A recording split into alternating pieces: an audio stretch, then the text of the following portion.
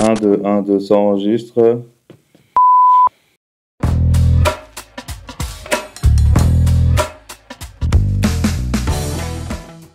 Alors avec Olivier, on sort de formation et je vous cache pas qu'on a été nourris par tous ces outils qui nous ont été échangés. Ouais. Et on va essayer de vous retranscrire un petit peu ce qu'on a vu et ce qui nous a parlé en tout cas et ce qui, à notre sens, peut servir sur le terrain, quoi.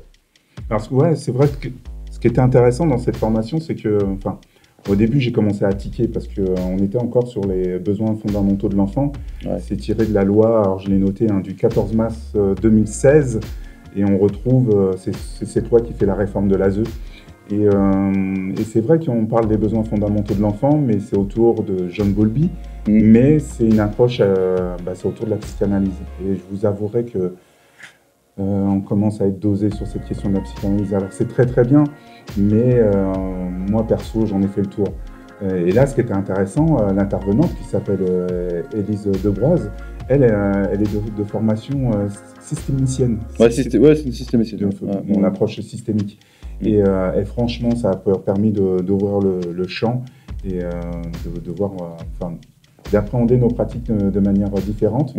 Ce qui était intéressant, c'est que ce qu'elle expliquait, c'est qu'à travers la psychanalyse, on a tendance à avoir un regard linéaire.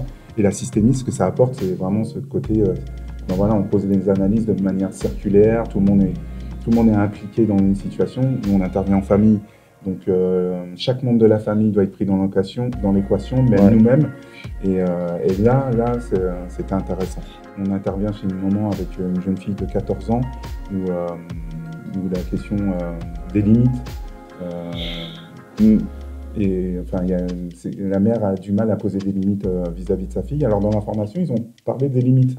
Et ce qui était intéressant, c'est qu'ils parlent des limites. Alors on connaît tout ça, hein, l'importance du cadre, l'importance du sens qu'on donne aux limites.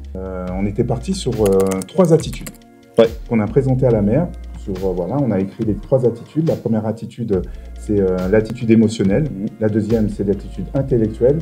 Et la troisième, affirmative. Et il faut savoir qu'on passe tous dans ces 3 attitudes, mais de manière générale, on a tendance à rester très focalisé sur l'attitude émotionnelle ou l'attitude intellectuelle. Je sais pas. Ouais, c'est vrai, on a du mal à passer le cap, à affirmer que, ok, cette décision, je dois la prendre et c'est la bonne. Souvent, on se réfère à nos émotions, en fait.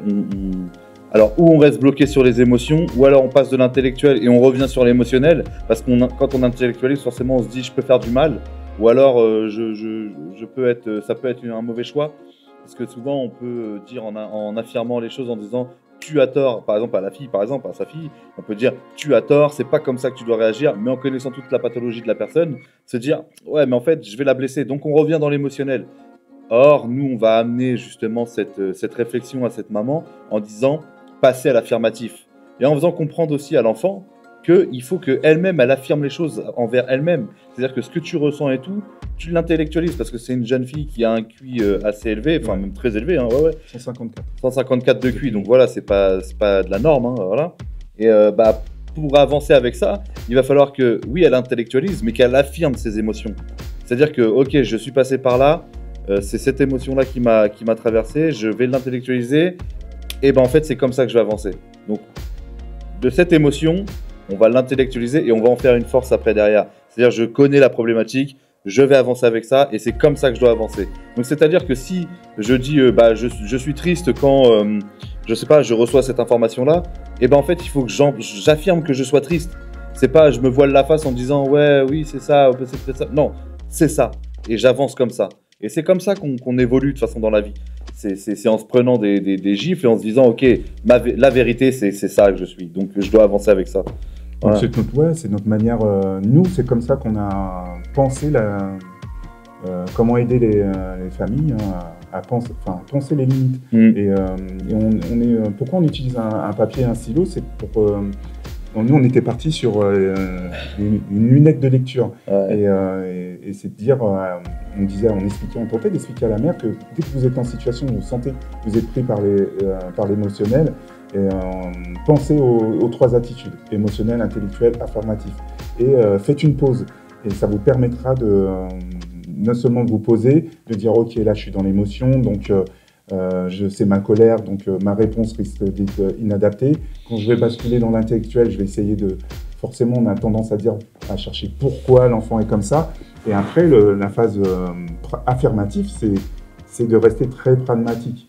Et reposer des questions de base. Est-ce que mon enfant voilà, a un toit, là, à manger, sur le plan de la santé, ça va? Donc on a donné comme des petits repères comme ça à la mère. Donc déjà qu'elle puisse plus prendre des décisions sur le plan émotionnel. Et pour l'instant, on verra, on doit la revoir justement à cette occasion. Mais en tout cas, quand on lui a présenté les choses, elle a raisonné tout de suite et elle a vu où elle était dans l'émotion, où à un moment elle pensait trop la chose et où elle ne passait pas à l'action.